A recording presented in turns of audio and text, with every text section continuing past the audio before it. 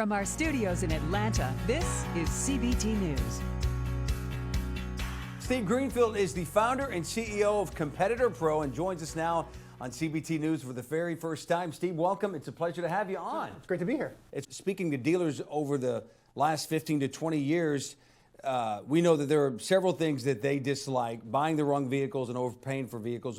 But how does VINFactor help in the sense that dealers want their guys selling cars? And if they're at their desk all day, maybe that doesn't happen. It doesn't work. Yeah.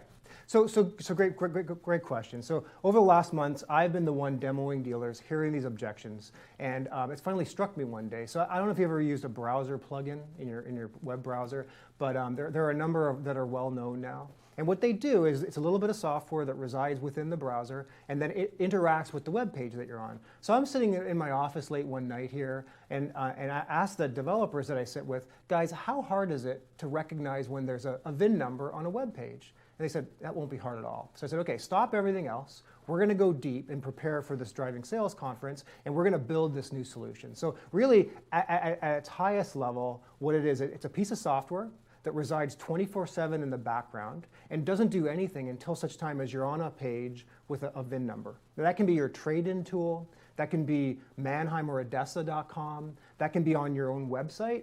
Anything at all, as long as there's a VIN number on a page, it lights up the VIN and the little icon lights up in the upper right-hand corner. And then suddenly you can click on that VIN, we pop into action and prevent the dealer from ever making a bad decision. So what it does effectively for that VIN, it brings it back into your local market, gives you this context, recent sales, current inventory, attributes on that car that I should be looking out for. The example I used on stage in Vegas a week ago was literally I'm talking to dealers that are frustrated that their trade appraisers are taking an Audi A4s without navigation, right? They make this mistake and it's like a $2,000 deduct, right? Plus there's no retail demand in their local market. So now that car has to go wholesale to auction and they lose $1,000 or $2,000. Well, what we do is we call it instantly and warn the dealer, hey, this car doesn't have navigation. So no longer will their trade appraiser make mistakes. They'll know what's on the car before they've actually walked around it because we're going to alert them. And not only that, but we want to help them with the traits and vehicle attributes on that VIN that help them get more value. So if they have a choice and they can choose between the yellow Corvette and the red, which one's going to get them more margin? When they're making a split-second decision in the auction lane, right? Should I buy the manual transmission or the automatic? Well, we can bring it back into their local market and allow them to make that split-second decision, which will help them turn the car faster, but also make more margin per unit. Well, and you're taking out regret. Yes. Oh, wow. Well because you played.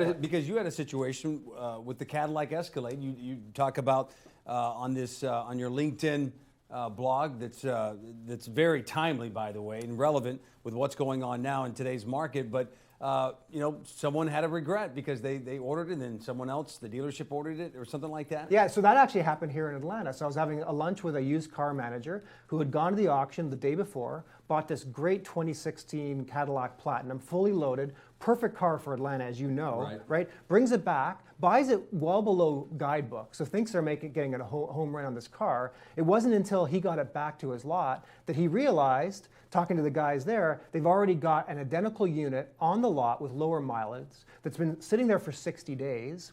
And this is the killer part, the retail price on that unit they already had was less than what he just paid at auction. Oh, boy. So the guidebook and all other tools would say, this is a great car for Atlanta, you should buy this car. But he didn't know, and shame on him, but he didn't know that this car in particular, he already had one in stock. And we can prevent dealers from ever making this kind of costly mistake again. So the hope is, on the upside, we're helping them stock better and make those split-second decisions where they can get more gross. But I think, as this plays out, it's going to be more important to prevent them from ever making bad mistakes that are costly. Yeah, no doubt about it.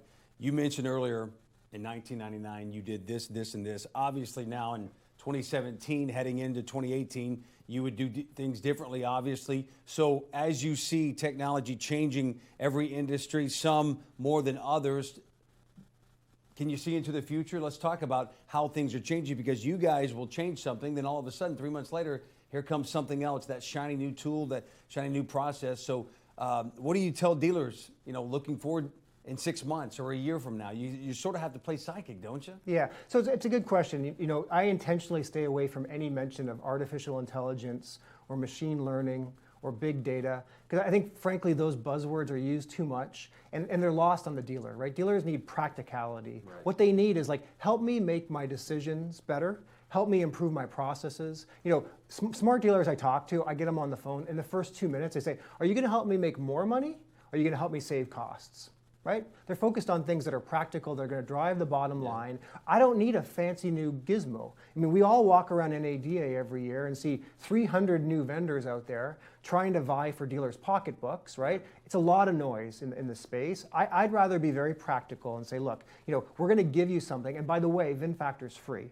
So we're going to give you this thing for free. You know, put it on your employees' machines. Let it run in the background. Let's protect your employees from making bad decisions, but also, you know, kind of enhance the IQ of the employees. So I don't want to talk about how we're going to do predictive analytics and machine learning, but I would like to say, how can we augment the decision-making ability of your employees so they are smarter, they make better decisions, maybe faster decisions, but better decisions that are less costly. But ideally, at the end of the month, we should all be measured by one thing: do we drive more profit for dealers? Exactly. Faster, better, low cost, buzzwords that dealers love hearing. Steve Greenfield, again, the founder and CEO of Competitor Pro.